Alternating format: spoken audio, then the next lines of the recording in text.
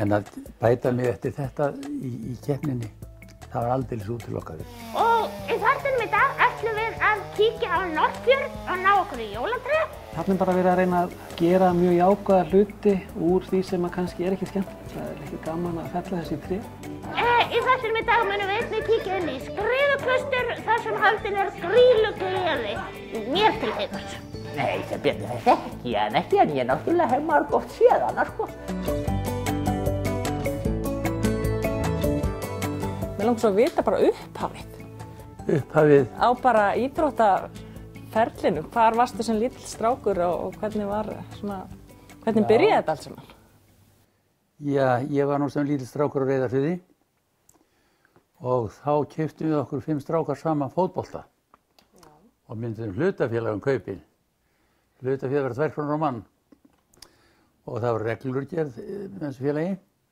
Þannig að hver mátti hafa boltan undir rúminu hjá sér, mátti geyma hann, hafa hann undir rúminu hjá sér 2 nætur í röð og þá fekk svo næsti hafa hann og svo framvegis.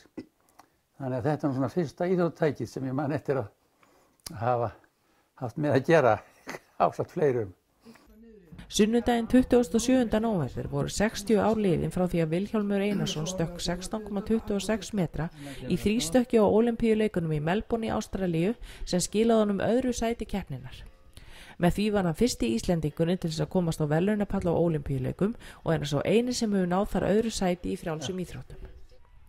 Reistur hefur verið minnisvarðan þetta glæsilega afrek Vilhjálms og flötinu fyrir framan íþróttaleikvanginu á Egilsstöðum, Vilhjálmsvöll sem einmitt er nefndur eftir honum. Sýnir hann fulla lengd stökksins og ber heitið silfurstökkið. Og ég nú eiginlega, veit ekki hvort ég meira eða minna hissa heldur en þið á því ég skildi hafa klófað þetta í þegar skrefum. En svona var þetta nú. Vilhjálmur segir íþróttaiðkun sína hafa byrjað fyrir alvöru þegar hann vann þrístökkskeppni á landsmótinu árið 1942. Hann fór í menntaskólan á Akureyri og þaðan til Bandaríkjanna á háskólastyrk þar sem hann hlaut einnig mikla alhliða líkamsþjálfun. Kem svo vorið 56 og fer þá að snúa mér að þrístökkinu sem endaði svo með þessu silfurstökki sem nú er að verða 60. Vilhjálmur náði Ólympíulágmarkinu þegar hann setti nýtt Norðurlandamet á móti í Karlstað í Svíþjóð. Og þá var náttúrulega dúkað fyrir mig að lenda í sveitinni til Melbourne og þá byrjaði undirbúningurinn undir það. Og þá var nú landið þannig að það var skrifuð grein það að þetta væri illa farið með fjárreiður. Að senda menn jörðina þver og endilanga í erindisleysu, því að það ætti engin erindi alltaf mót frá Íslandi. Ólympíunefnd semur við sænsku ólympíunefndina það að við Hilmar Þorbjörnsson sem líka var keppt í Melbourne, spetthlauparinn, að við fengum að æfa með sænska ólympíuliðinu á Búsön sem var þjálfunarmiðstöð þeirra Svía og þar var landsþjálfari þá Gösta Holmér og ég hafði tröllatrú á þeim manni því að ég hafði satt að segja æft þrístök eftir hveri sem hann hafði samið. Svo hann var bara fyrir mér eins og gúrú í þrístökkinu. Svo er ég heppinn að því leyti til að það hefði engin sænskur þrístökkvari verið valinn til að keppa. Svo ég var ekki að keppa við neinn landsmann.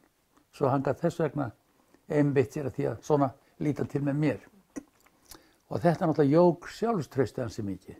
Svo synda þessu spurningin að sefja sjálfan sig.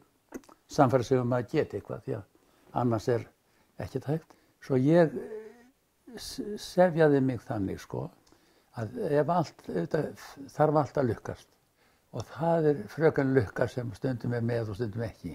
Ef hún er nú með á stóru stundin á Ólympíuleikunum þá er ég búinn að búa mig betur undir heldur en nokkuð tíma fyrr. Hef verið með þessum fína þjálfara, honum Gösta, hann í Svíþjóð í hálfan mánuð og ég geta stokkið lengra en ég hef gert áður.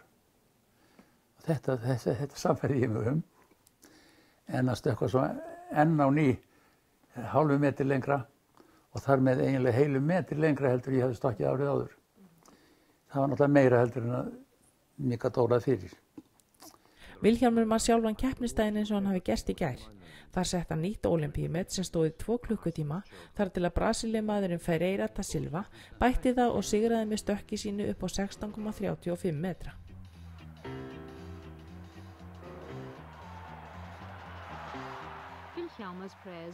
En svo þegar kemur út í keppnina þá þarf maður að útiloka allt frá sér, áhorfendur og allt, ef allt átti að takast. Og þá líka gerist eitthvað sem ekki eiginlega hægt að lýsa með orðum almennilega. Það er svona eins konar algleymi, þannig að þetta má nú ekki misskilja, sko. Að þegar ég stekk þetta svokallaða silfurstökk, þá er það með allra léttustu stökkum síðan okkur stokki. Það tekst svo vel tæknin og einbeitingin er einhvern veginn svo 100%. Já, manni fannst eins og sko að því loknu þá hlýtur maður ekki stokkið miklu lengra. Ef maður er nú að rembast, hvað? Nei, og það var svo fínt á plankan að þeir stóðu lengi, sko. Mér fannst það heil eilíð, dómararnir. Og störðu, giltið og gilt. Loksins kom hvíti fánun upp. Þannig að ég var svona tæpur á því að gera ógilt öðru sinni. En að bæta mig eftir þetta í keppninni, það var aldeilis útilokað. Þetta var svo slíkt sem maður myndi kalla full treff, þetta stökk. Að lengra var aldeilis útilokað að komast í það skiptið. Það var upp í fótur og fyrr og mér skilst að sérstaklega hafi hérna runnið 2 grímur eða öllu heldur orðið hálfgerð örvænting hjá lúðrasveitin sem átti að leika þegar komið var að verðlaunaveitingunni. Þeir voru alls ekki undir það búin að leika íslenska þjóðsönginn. En þeim var nú Da Silva bjargaði úr vandræðunum. Mér fannst það allt í lagi. Ég var búinn að gera miklu meira heldur en ég gat vænst og mér fannst eða stökkið hafi verið svo létt. Ég var hissað hinum með stökkvað lengra líka. Þannig að ég undi því príðilega að þá segir mikil stjálfing. Já. En hvernig var tilfinningin að standa á verðlaunapallinum? Ég var eiginlega hálfdofinn, sko. Hálfdofinn eftir hérna einbeitinguna. Þannig að ég var sem sé hálfgerð í leiðslu, satt best að segja. Já, ég get ekki annað sagt. Hvernig, já, svona þegar heim var komið, hvernig voru móttökurnar á þessum tíma? Ég var aldeilis hissa á öllu tilstandinu, sko. Þetta var náttúrulega ekki, maður var ekki samband eins og í dag, sko. Og vissi ekkert hvað mönnum þótti mikið þetta hérna heima. Og það var veislihöld í ráðherrabústaðnum sem mér blöskvaði gjörsamlega og hugsaði nú með mér að það verið nú betur að vera í peningunum í eitthvað annað heldur en svona hátíðahöld. En þetta var allt í góðri meiningu gert og ég fekk silfur bikar frá ríkisstjórninni. Ólympíumeistarinn Da Silva heimsótti land og þjóð eftir leikana og atti kappi við Vilhjálm í Reykjavík, Akureyri og í Atlavík. Vilhjálmur var áfram í landsliðin eftir að Ólympíuleikunum lauk og keppti á mótum hér heima og erlendis. Hann stóð við þau heit sem að sett í Melbourne og helgaði sér skólamálum að mestu, var skólastjóri 3 skóla, lengst af í menntaskólanum á Egilsstöðum. Síðan fæ ég svona vink það að það sé mikilvægt hlutverk að beina ungu fólki sem ekki væri kannski ráðið í sinni framtíð í framhaldsskóla og heimilistaskóla beina þeim eða hafa áhrif til góðs á þetta unga fólk. Og mér fannst ég eiginlega svolítið skuldbundinn og geri heldur betur lykkju á leið mína að arkitektúrnum sem ég ætlaði í og starfaði í skóla síðan þangað til ég hætti því loks hér á 9. áratugnum. Vilhjálmur er fjölhæfur maður og eftir hann liggja ófá málverk. En það er mikil svona list og sköpun í þér samt? Já, ég hef alltaf haft óðurlega gaman að öllu mögulegu, mála og svo hef ég gaman að því að búa til lög við hljóð og slá undir á gítar. Og á að ég mikið safn af slíkum tilraunum. Ef ég er hrifinn af ljóði, að þá hérna fer ég með það í huganum og er með gítarinn svona og fer að finna hljóma við það. Og ég kalla þetta heila ljóðasöngl. En hvaðan koma hugmyndir til þín og hvernig, hvað þú málar hverju sinni? Ég veit ekki svei mér þá. En það er nokkuð til í því sem Sá ágæti listmálari sem ég kynntist nú vel í Bandaríkjunum, hét reyndar Ríkard Wagner, tók fram að vera allsendis óskyldur þeim eina sanna. Hann var mjög snjall málari og hann sagði mér sögu sem að ég hef oft rifjað upp. Hann sagði þetta skrítið, sagði hann, sko. Þegar maður kemur og fyrir framan strigan eða spjaldið og í banarstuði og nú skal það ske, sko. Nei, það gerist ekkert merkilegt. En þegar maður hins vegar á ekki von á neinu og gleymir tímanum og rankar við sér kannski 2-3 tímum seinna og horfir á strigan, þá eitthvað gerst sem maður getur ekki skýrt. Og þetta svolítið svipað, skal ég segja þér, í sportinu, hreint og beint, finnst mér. Að þegar maður gengur þannig algjörlega upp í því sem að gerast, maður þarf náttúrulega að vera þrælþjálfaður til þess að eitthvað takist. En það er erfitt að lýsa þessu, sko, þá verður þetta bara svo létt. Já, það er eiginlega svipað með listina, sko. Hún kemur ekki alveg eftir pöntun.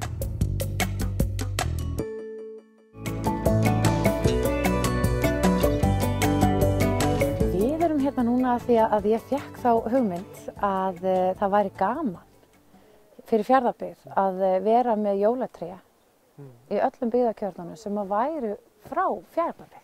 Á næstu misserum verður unnið að viðbót við snjóflóðavarnargarð fyrir ofan Neskaupstað. Þessi skógarlundur þarf því að víkja. Fjarðabyggð hefur ákveðið að nýta skóginn á sem bestan hátt.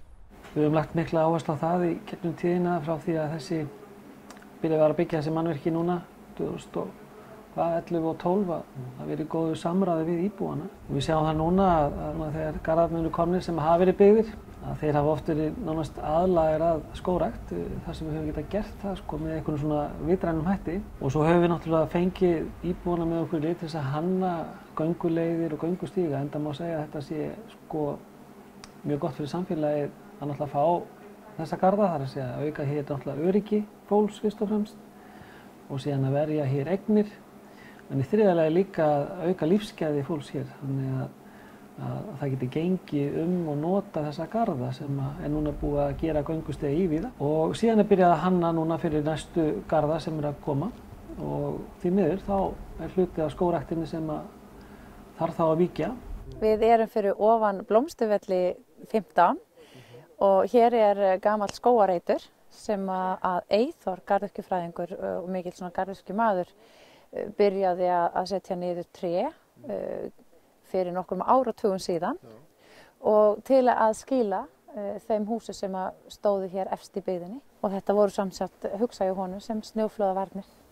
Já, fyrstu varnirnar hér í Neskaupstað. Já, hann gerði fleiri svona reiti, þetta er ekki eina svæði en þessu hefur verið vel við haldið af síðari ábúendum og það er Halldór og Björg sem búa núna í Blómstuvöllum 15. Skógræktarfélagi Neskaupstaðar verður úthlutað 9 skógræktarsvæði.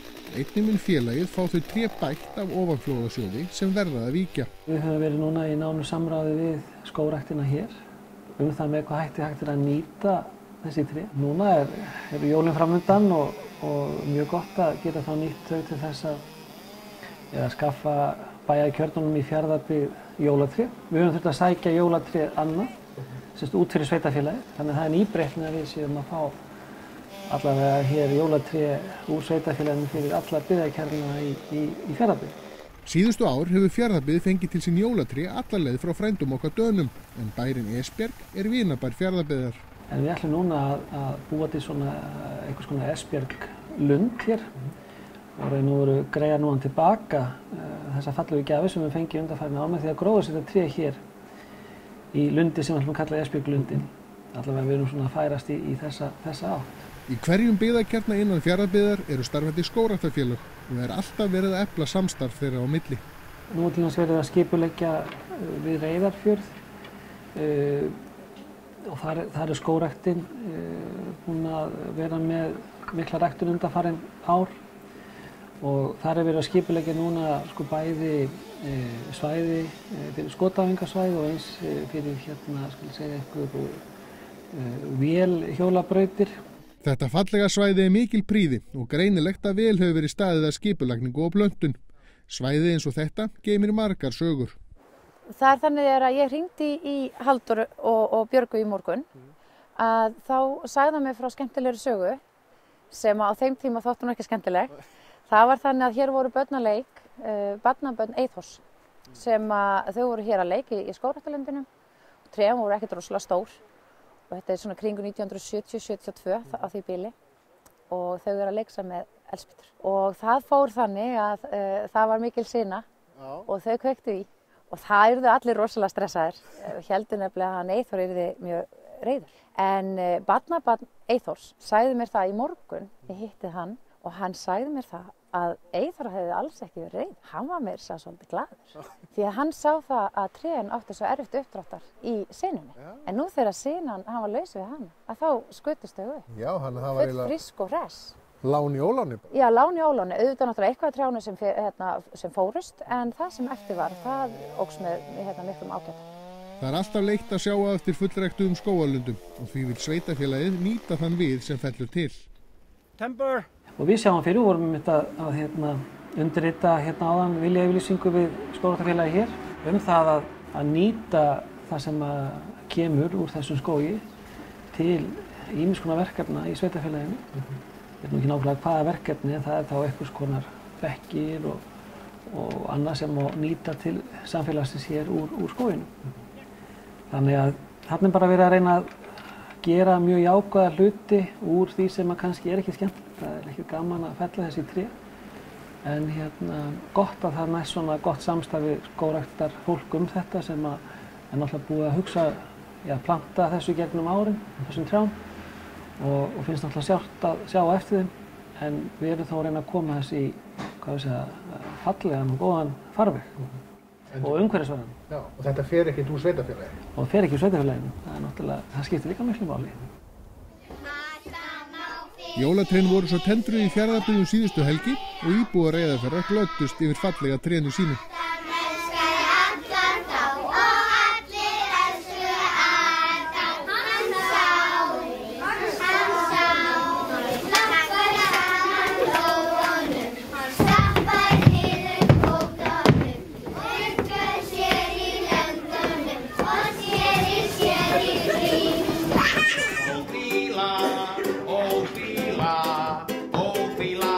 Grýlugleði er haldin á Skriðuklaustri fyrsta sunnudag í aðventu ár hvert.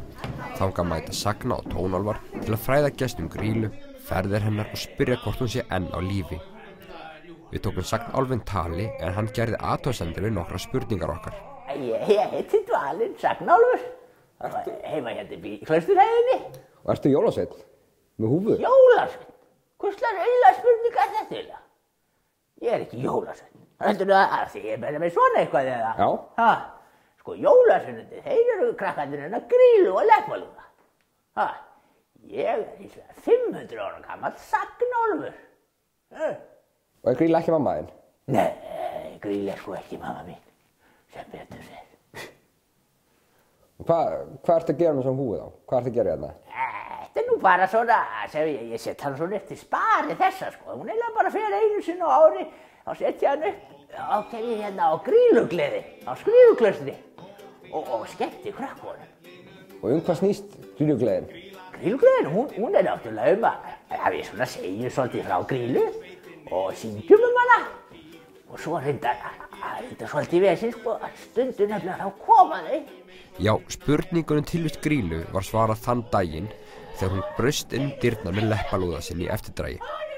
Þau voru að endurheimta mun úr hellinu sínum, auk þess að leita sér að æti í formi óþekkra barna. Dvalinn var hins vegar við því búinn. Þau eiga bara heima hérna hinum veginn í dalnum sko, upp í Brandsóknslinni. Já, þannig að stundum koma þau af því að það er komið fullt af krökkum hérna, þá náttúrulega ætla þau að ná í einhverja krakka. Og náðu krökkum? Nei, við eigum nú ýmislegt svona til þess að reyna að koma þeim í burtu sko. Hérna til dæmis svona ferðakross sem maður hefur í vasanum og svo bara burt með Grýla, burt. Og svona fleira. Og svo náttúrulega þolir hún alls ekki sálmasöng. Þannig að það er oft þrautalendingin. Það er bara að fá krakkana sem að syngja náttúrulega alveg eins og englar til að syngja Bjartir yfir Betlehem eða eitthvað svona fallega jólasálma. Við syngja Bjartir yfir Betlehem. Hann þvertekur fyrir að þekkja tröllkerlinguna persónulega þótt leiðir þeirra hafi oft legið saman. Nei, sem betur þekki ég hann ekki, en ég náttúrulega hef margoft séð hana, sko. Ég náttúrulega orðið 523 ára gamall og hún kerlingin náttúrulega helmingi eldri en ég. En ég náttúrulega sé hana stundum, svona. En þá ég bara lengst hérna upp í klausturhæðinni. Svo ég horfi svona niður á hana þegar hún að fara dalinn. Og hvernig ástandið á henni? Er hún í holdum eða norðin? Hún nú bara nokkuð vel haldin kerlingi, sko, já. En samt, ég held að sé aðeins var svona draga af henni. En hún ljót. Hún alveg ríkalega ljót. Hún ekkert fegrast með árunum? Ó, nei, og lyktin af henni. Eða leppalúða. Við köllum hann náttúrulega stundum lappalúða, sko. Það svo vond hálfið á honum. Grýla sjálf féllst á að veita að austan viðtal heimsóknir sínar í Skriðuklaustur sem ekki jafn árangursríkar og hún vildi. Ég heiti Grýla og húsmóðir í Grýluhelli. Og hvar Grýluhellir? Hérna einhvers staðar upp í fjalli. Ég fer nú ekkert að segja þér nánar frá því. Alltaf gott að koma í Skriðuklaustur, fullt af börnum og álfum og alls konar skrýð hérna. Og farið eitthvað börn að borða? Nei, ekki lengur. Ekki lengur? Nei, alls ekki. Það alltaf still.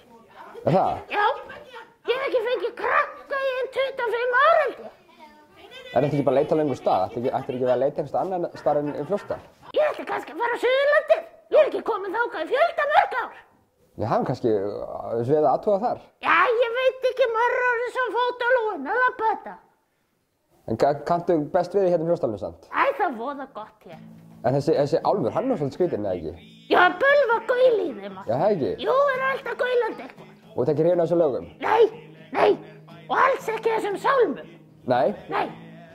Þeir algjört eitur þínum beinum. Æ, þetta bölvað eitthvað óþvægt í þessu. Ófríðað höfðum hún þrjú, þó ekkert minn en á miðaldra þó Grýla þarf eins og aðrir landsmenn að undirbúa jólin á aðventunni, á annan hátt þó en margir.